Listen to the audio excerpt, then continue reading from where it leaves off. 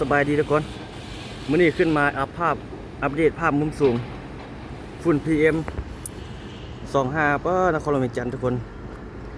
ปานหมอกเลยเนาะลายแห้งลายให้ลายวะจนเสียบตาเนี่ยเอาขึ้นมานี่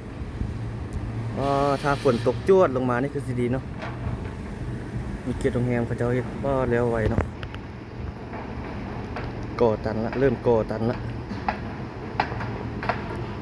มีขัดไปก็มีมาเบิ่งบรรยากาศฝุ่น PM อัปเดตเบิ่งคือโรงแรมที่เขาเจ้ากำลังสร้างจุดนี้เอาขึ้นมาโอ้จนแสบตาคนเลยสี่เหลี่ยมเลยไหลแฮงมาเบิ่งทางนี้เบิ่งสนามบินสากลวัดไตบ่เห็นเลยนี่ หลายแฮงเนาะฝุ่น PM นะเบื้องนั้นนี่ไปเกือบบ่เห็นสนามบินท้องฟ้านี่มืดแบบนี้เลยเบื้องนั้นโรงแรมกำลังเฮ็ด 2-3 ตึกนี้ใส่หนังสือจีนแบบนี้ PM 15คือ PM 2.5 ลายแฮงเนาะขึ้นไปเบิ่งภาพมุมสูงเบื้องนั้นเลยนี่ขึ้นมาภาพมุมสูงบ่เห็นเลยเนาะไปทางนั้นมันบ่เห็นเลยเขตทางประตูไซ เป็นนั้นขาวๆแบบฝุ่นปกคลุมนะเป็นละอองฝุ่น PM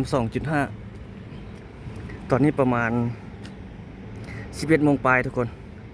ภาพมุมสูงอยู่เขตเมืองศรีโคตบองนครหลวงวิจันทร์เขาขึ้นมาอัปเดตให้ทุกท่านได้เบิ่งได้ชมในตอนเที่ยงตอนบ่ายมานี่เนาะนี่เขตลมในเขตส่วนของเราฝุ่น PM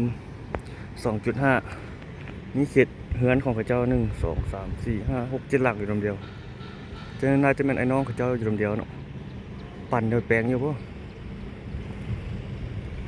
ไปทางนั้นบ่เห็นเลยทางดงนาโศกไปทางเมืองไซธานี ห่างออกนี่ไปประมาณ3 กิโลนั้นเราบ่อยากเห็นละ3 หลักปลาย4 หลักเราบ่อยากเห็นละมืดละเอาขึ้นมาทุกคนภาพมุมสูงเขตเมืองศรีโคตบองในตอนเที่ยงของมื้อนี้เนาะอัปเดตเบิ่งฝุ่น PM ภาพ360 องศาเดี๋ยวเขาจะเป็นภาพกันใส่เป็นจะเก็บกล้อง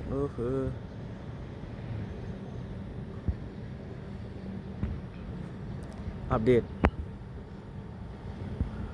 ตเรื่อยๆนครหลวงวิจันทร์วันที่4เนาะมื้อนี้4 เดือน 4 2025ที่5แล้วบ่ทุกคนมื้อนี้ที่5 เดือน 4เหรอ5 เดือน 4 2025ประมาณนี้จุดกี่เขาเปิดเป็นภาพ 0.5 มันจึงเห็นกว้างไกลเนาะประมาณนี้เราขอบใจทุกท่านที่เข้าติดตามรับชมเนาะเขาขึ้นมาอัปเดตถ่ายทำบรรยากาศให้ทุกท่านได้เบิ่งได้ชมอยู่ในเขตเมืองศรีโคตบองเนาะเป็นภาพมุมสูงมาเบิ่งทางนี้เนาะตึกอาคาร